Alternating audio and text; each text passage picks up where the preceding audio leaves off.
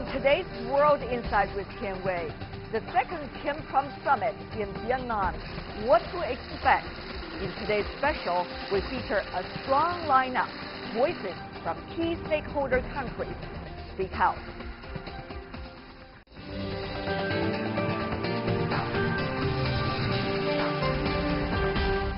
Hello and welcome to World Insight with me, Ken Wei. The program is coming to you from Beijing on CGTN. We begin today's program with the upcoming summit between U.S. President Donald Trump and DPRK leader Kim Jong-un in Vietnam. With final preparations going well, many can't help but recall their first summit, which took place in Singapore. The first meeting was historic, and it produced a communique that was light on details, though. Will the second meeting simply repeat the first one, or will it progress? Workers in Hanoi hurry to finish floral decorations ahead of this week's summit. The Vietnamese capital has undergone something of a facelift ahead of the meeting between Donald Trump and Kim Jong-un, scheduled to start on Wednesday. We need to bring in reinforcement and work day and night if we're going to be able to decorate the streets on time. For some, the Vietnamese capital was a surprise choice to host a meeting of such global importance. Its narrow, bustling streets not a natural venue for two such security-conscious visitors. But for those well acquainted with the complicated relationship between the DPRK and the U.S., there are obvious parallels. Vietnam and the United States used to point a gun and knife at each other, but now they are friends. We expect Vietnam to be the best venue to host the event for North Korea and the United States to make history. Imaginative entrepreneurs are already capitalizing on the opportunity of the summit as commemorative T-shirts are prepared for sale. And the model of the Vietnamese free market is something the US hopes the DPRK might follow. From international pariah to economic powerhouse, as Donald Trump tweeted last week. Vietnam's leadership may also be hoping to catch the attention of Donald Trump. Maintaining a strong relationship with the United States is vital to Vietnam's regional position. The U.S. and Vietnam have reconciled and are actively working to build a strong relationship for mutual benefits. By hosting the meeting in Hanoi, they may want to send a message that former enemies can become friends and partners, and the Vietnam lesson can be applied to the DPRK in terms of its relationship with the U.S. The Vietnamese are unlikely to play any role in the substance of this summit, but as gracious hosts, they'll now be seen as trusted players in this important process.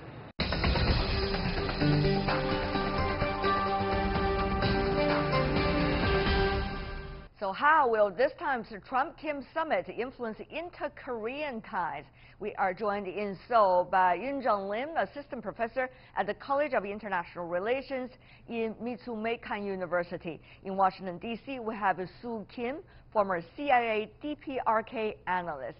It's good to have two ladies joining me on the Korean Peninsula issue. Let me ask you first, Ms. Kim, how should we understand the ever closer and relatively fast getting together kinds of discussion between the North and the South over the past 1 year? Well, I think when we talk about in the context of what has been taking place since the Singapore summit, there has not been much progress made in the way of North Korean denuclearization, and talks have been deadlocked between the United States and North Korea. So South Korea, playing this active role as the designated driver in North Korea issues, has taken upon itself to make sure that the talks are back on track. How do you see that speed?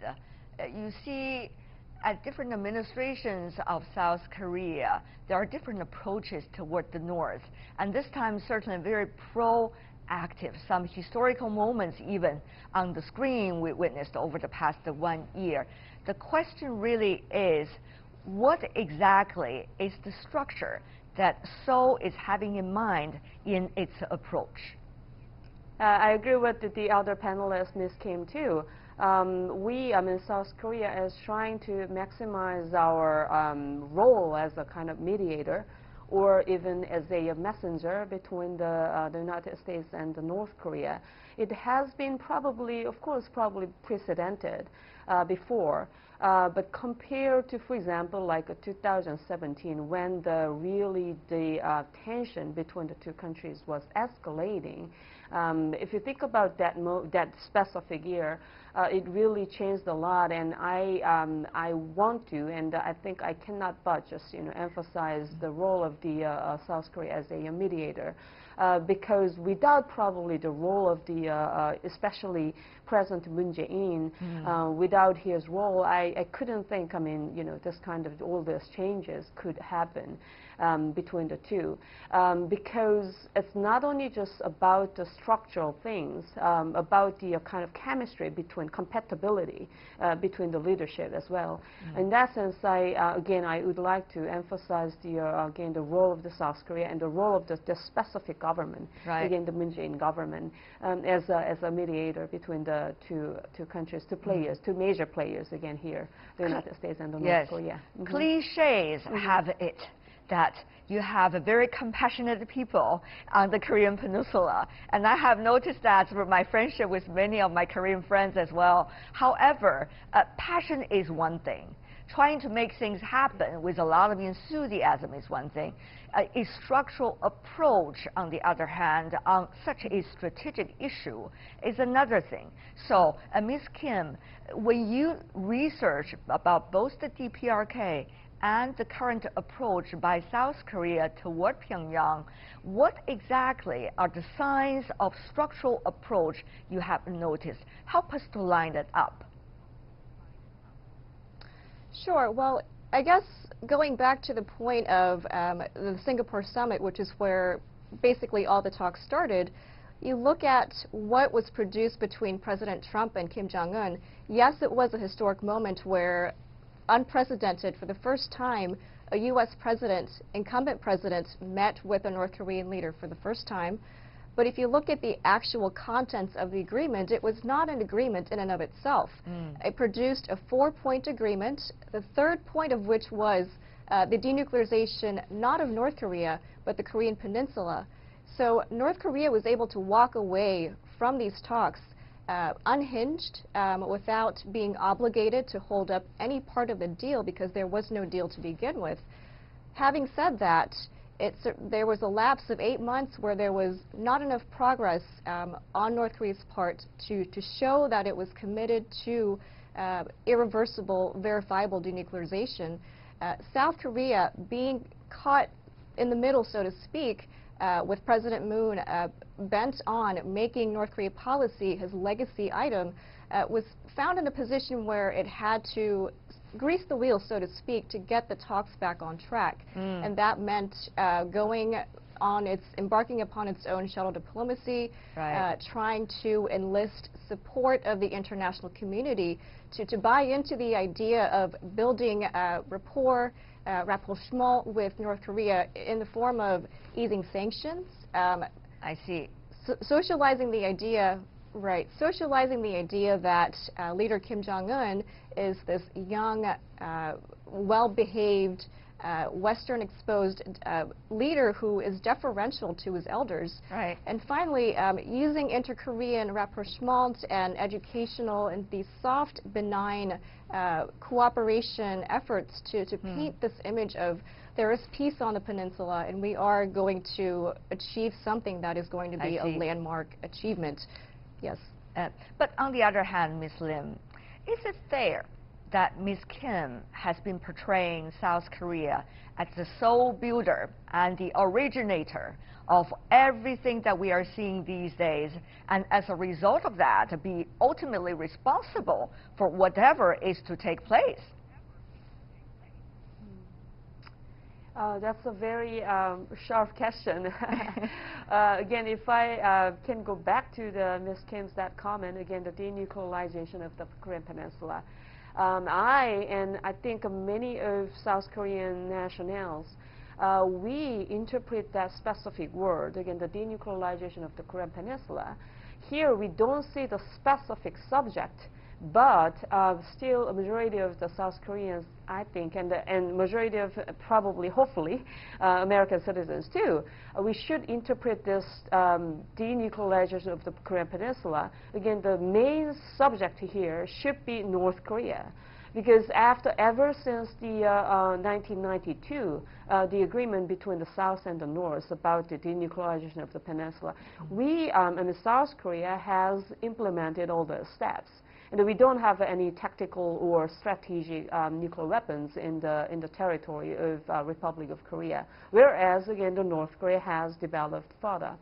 So my point is, even though we might have been a little bit or pretty importantly confused with all this, cliche or jargons among the Washington policy makers, but still we really need to remember that again, the main subject of the denuclearization of the peninsula should be, again, the North Korea. Yeah, can I understand, Ms. Lim? I know you always talk very diplomatically and nicely, and there's always something very sharp being wrapped in that beautiful package. Ms. Lim, are you trying to suggest that Washington should not feel free to blame Seoul for whatever, that Washington should also be responsible in nailing the DPRK to what it should do? Isn't it, Ms. Lim, you're trying to say what you're trying to say here? Yeah, absolutely. And our perspective is, again, the ROK-U.S. alliance is a separate issue from all this denuclearization process. In that sense, again, I mean, we are alliance, and we, of course, share the responsibility. So I won't say that, again, the South Korea is exclusively responsible for all this. Ms. Kim, let me go to you now about that. Sure. Also a related point. In order to have a negotiation, whether it is more a ceremonial negotiation, as did for the first round, or likely to be a little bit more concrete this time for the second round, Ms. Kim, Washington has to do real research about Pyongyang. Washington has to understand the logic behind the Pyongyang's apparent approach toward the talk and possibly toward the future plans. Now, Ms. Kim, I know there are certain things that none would like to talk about in the open air, because that would be a very good tool for the negotiations. However, for the information you can share, Ms. Kim, how much does Washington really understand what's going on in Pyongyang and this new leadership being in power for a couple of years? How much is it coming from Seoul only? How much is it coming from Beijing's interpretations only? And how much is the real research sophistication of Washington about the DPRK, Ms. Kim? Well, that's a really good question. And before I answer it, I want to just clarify that my answer to the previous question was not that South Korea was focused on the wrong aspect of the nuclear issue. The point was that in the context of what was agreed upon, what had started the Singapore summit in the first place, denuclearization of North Korea was never really, there was not much progress towards that. Going back to your question about whether or not Washington is doing its right research, whether or not we have our ducks lined up in a row, we're dealing with an administration where it's bifurcated between President Trump, who he's really impulsive, he's prone to cajoling, he likes flattery, he's kind of like a ticking time bomb. So he's running his show where he wants to take this negotiation to a top-down approach, dealing with Kim directly. Now, the working level people underneath him, they have an understanding of how North Korea works. Going back to the notion of peace, of denuclearization on the Korean Peninsula, denuclearization of North Korea, those are very specific definitions that have been ingrained into North Korean history for 7 decades now. And for Washington to enter into talks thinking that, just going into a second round of summits without an agenda, without really a strategy in mind, it's dangerous, because it has implications not just on bilateral relations between Washington and Pyongyang, but also on the message that we're sending about proliferation, on the potential that if we go down the path towards, let's say, an end of war declaration or a peace agreement, there's potential that we could see, a drawdown of U.S. troops from South Korea, which could place U.S.'s commitment to the region into question by South Korea, by Japan. It also leaves an opening for China to reassert or to, I guess, strengthen its assertion in the region. Ms. Lim, I go back to you before we wrap up this round of discussion. Now, everybody is only in the neighborhood of DPRK except South Korea. You're on the same peninsula, and you're of the same people a few decades ago, and still have extremely strong ties. If you look at the relatives' visits and emotional moments like that, the world is touched at those moments.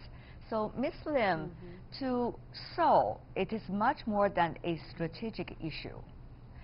And yet, you have to think about it so strategically in order to bring all the players toward the same direction with you. Now, that is a very interesting balance for any individual or any country to keep. Ms. Lim, help me understand, what about that balance?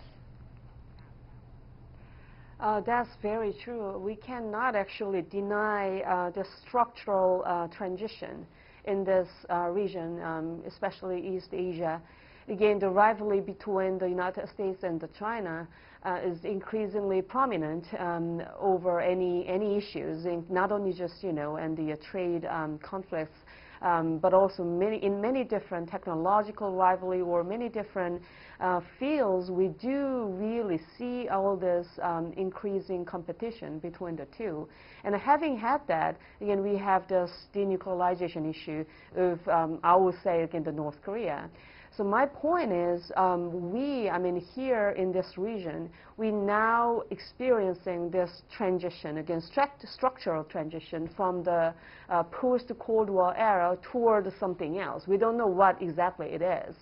But I would like to emphasize that without solving this, North Korea's nuclear issue, probably we cannot imagine any cooperative or very collaborative relationship between probably the United States and China, or any creatively, how would you say, productive future of the region. So in that sense, I would really like to emphasize the importance of this specific issue, again, the denuclearization of North Korea. I see. Fascinating discussion. Thank you so much, the fascinating two ladies helping us with all of these insights coming from different perspectives.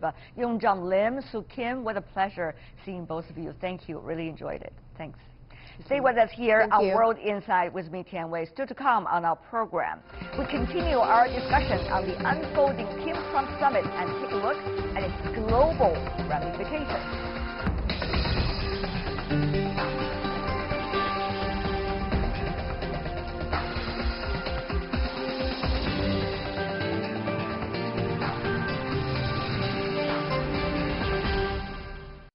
Welcome back. You're still watching World Insight with me, Tian Wei. Now we continue our discussion on the Kim-Trump summit. The denuclearization of Korean Peninsula concerns not only the DPRK and the U.S., also is the issue for its neighbors. It's a regional problem that captures the world's attention. It's also a world hotspot issue. So we invited more guests that come into our discussion, joining in from different perspectives. In Seattle, David Kim, former State Department East Asia and Non-Proliferation Official, Research Analyst at the Stimson Center. Welcome, sir. In Los Angeles, Jonathan Pollack, non-resident senior fellow with the Center for East Asia Policy Studies at the John Thornton China Center, Brookings Institution. Good to see you as well. In Moscow, we have Alexander Lukin, professor and director of East Asian and SCO Studies from Moscow State Institute of International Relations. Good to see you, Professor. Last but certainly not least, in Beijing, Gao Zhikai, Vice President of the Center for China and Globalization. What a strong panel that we have over there. Go to you first, Mr. Kim. What can President Trump achieve? Is he in a hurry? Briefly. No, he said, he stated clearly that he's not in a hurry, that he wants to give sanctions relief to North Korea if they take corresponding concrete steps towards denuclearization. I think we have to understand that this is a long-term game, that this negotiation is going to live past even the Trump presidency. And so even though we need to have concrete steps, we got to look at this long term. If we're going to halt, eliminate, and roll back their nuclear weapons program, then we need to be looking at a 10-year frame. We need to be looking at years and years, and not just one summit after another. That could be just cosmetic steps. Some would say, wow, really sounds like someone who used to work for the State Department. Looking at the long term, very, very long term. Mr. Polak, let me go to you. President Trump does need some kinds of political achievements, but it does not necessarily have to be Korean Peninsula. On the other hand, he is the kind that could, one of the very few, break the widely accepted framework in which a state leader would come into this discussion of the Korean Peninsula nuclear issue. So, Mr. Polak, how do you see this different sides of President Trump's personal involvement? Tianwei, I think that President Trump is very deeply invested politically and personally in the relationship with North Korea. Even as many parts of the United States government continue to show major reservations or outright dissent from some of his claims. Add to this, he views this very much in his personal relationship with Kim Jong-un.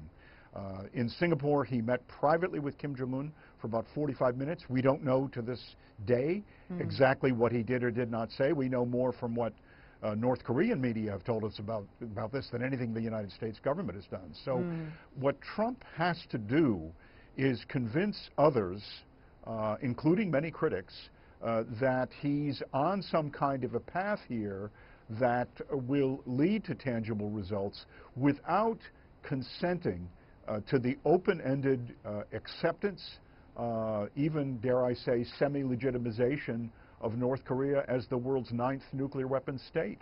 I see. So he's got a balance here, but he operates in very unpredictable ways, not like the way these negotiations or discussions have ever been approached in the past. Okay. So he's really the wild card, frankly, in this. Well, the wild card work, that certainly is the question over there. Professor Lukin, of course, you are not necessarily looking at non-proliferation on a daily basis. However, may I ask you, as a scholar of international relations, has anything changed so far, whether by nature or by the ambience that we are talking about since the last round of Kim-Trump summit? Well, I think that the first summit was just an announcement of good intentions. And now it's necessary to have some specific, concrete steps of what the two leaders are actually going to do. Well, Mr. Kim said that he agrees to denuclearize, but how specifically he's going to do that is unclear. What, is he going to allow inspections? Is he going to destroy the existing weapons? We don't know. And he didn't say that. And Mr. Trump should also understand that he's going to give up something. Well, to give something to North Koreans for denuclearization. What is he going to give them? He hasn't said yet. Is he going to establish, say, diplomatic relations? Is he going to provide some aid? Is he going to help them to build, for example, nuclear power stations as they did in the 1990s, but then did not deliver? We also don't know that. At the moment, he just says, you denuclearize and I don't do anything. So maybe he thinks about something, but at least he didn't show it. It used to be in Beijing that the six-party talks took place. Of course, we're talking about more than 15 or 20 years ago. Things have changed so much, and yet all sides, China included, welcome the Kim-Trump summit for the very first time, and certainly this time for the second time. The question really is, what exactly could the concrete things that leading all parties to the positive direction that should happen and could happen? Mr. Gao, from China's perspective, No, first of all, I think we indeed welcome the upcoming summit meeting between President Trump and Mr. Kim. Yeah. That's, in Chinese view, is a very positive development, and whatever that can be discussed for the two leaders to meet is a positive thing.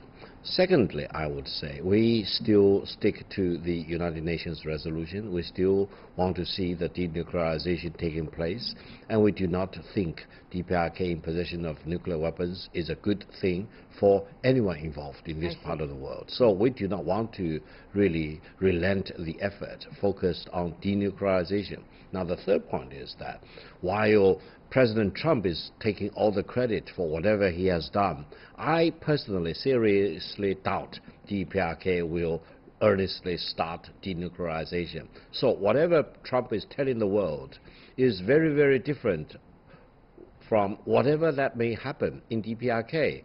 I don't think denuclearization will really happen anytime soon. So President Trump needs to tell the truth to the American people, to his government, and to the whole world, because otherwise someone will be misled, and someone will be cheered up, and eventually there will be a huge disappointment. So President Trump, tell the truth to the world.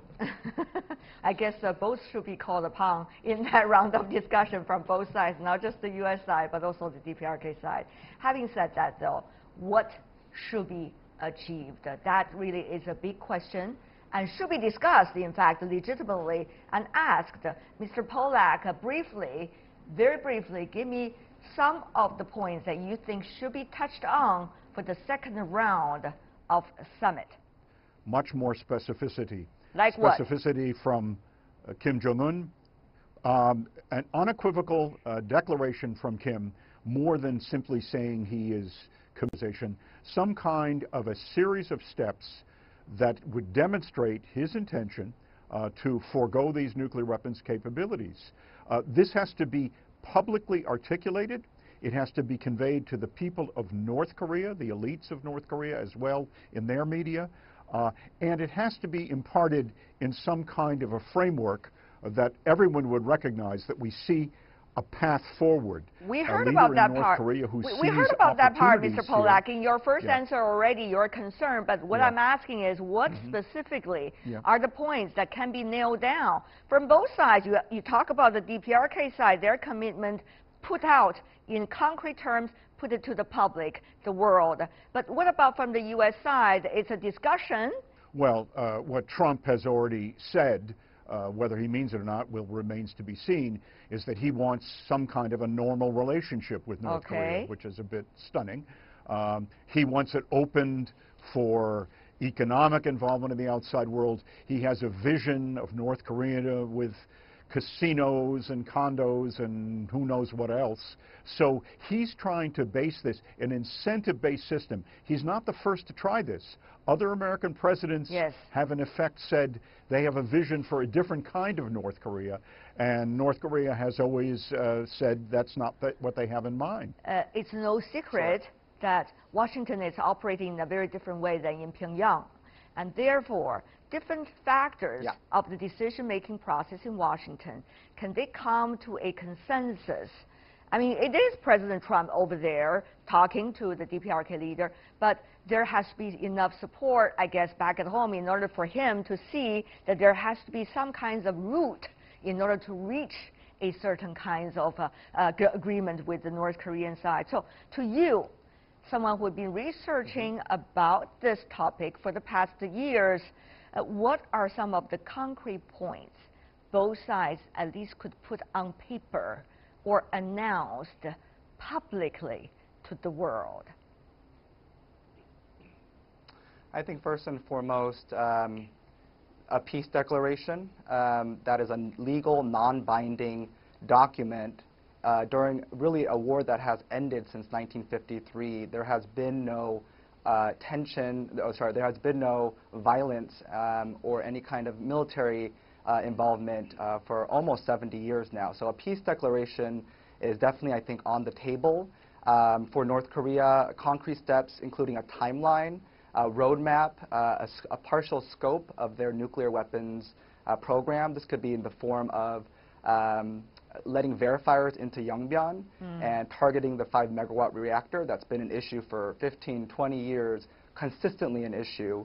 We can put a cap on their weapons-grade fissile material that'll stop the production of weapons moving forward. The U.S. goal moving forward should be to halt the program as it is now, roll back, and eventually eliminate. And this is during the long term. So I've outlined short-term and long-term goals, but what I've laid out to you is a short-term goal. And in return, North Korea wants sanctions relief.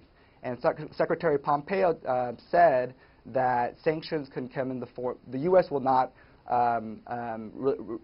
relieve any form of sanctions until the full denuclearization of North Korea.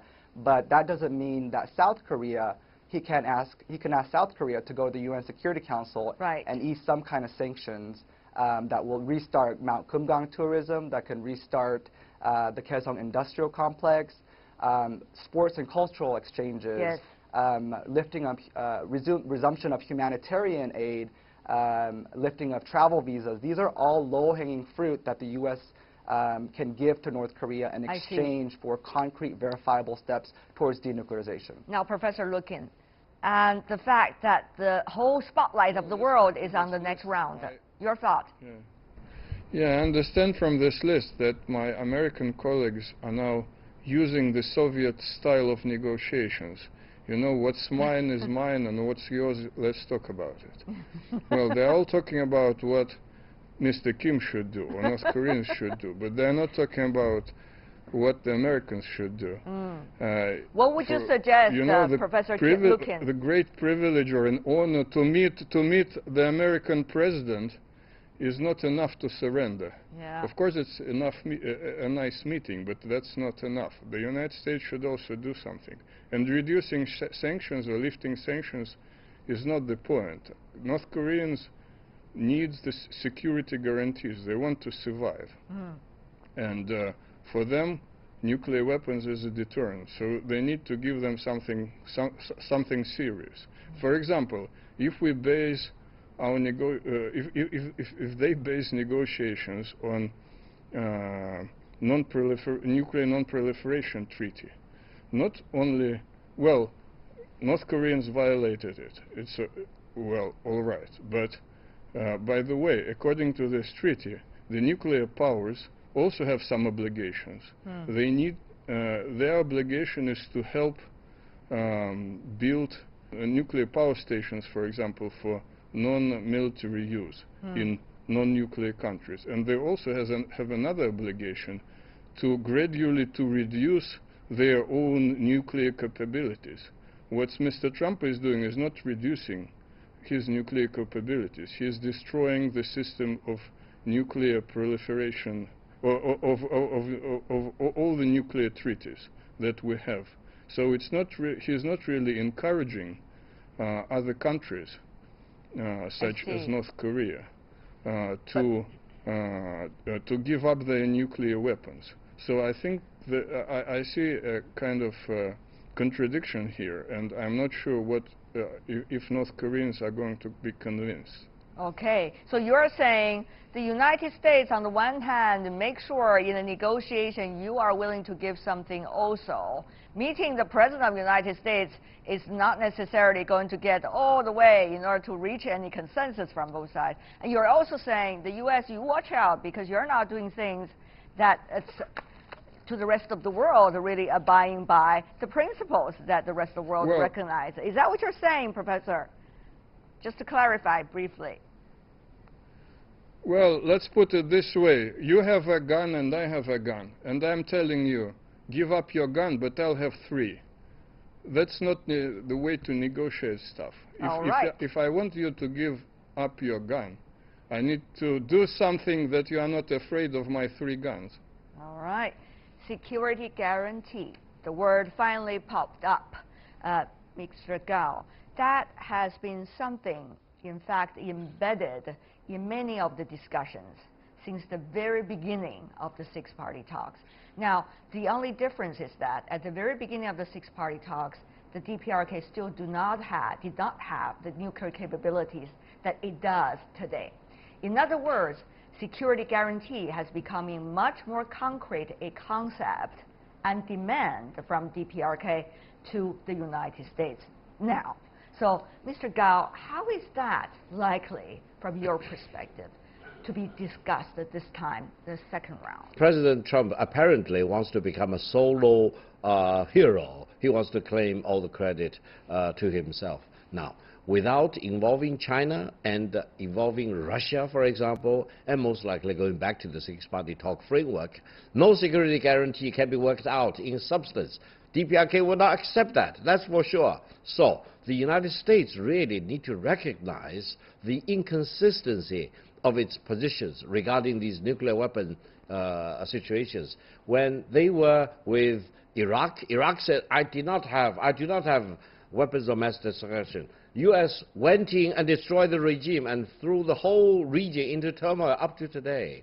When they were with so you're Iran, saying, okay, I got it. Iran said, I do not have nuclear weapons. Okay. I'm ready to sign an agreement with you. 6+1 party signed the agreement. And then U.S. became a party to that. They walked away. And now they want to kill the Iranian regime. Now, for DPRK, they say, I have weapons, I have launch vehicles, I have ICBM, I can bomb you if you really want to put more pressure on you. And now U.S. went back and say, let's talk, let's hold hands, let's get some low-lying fruits, etc. Do you really think DPRK and Mr. Kim included will really believe what they say? Okay. No, they need to reconcile the inconsistencies within the United States before their words and promises can get any real mileage.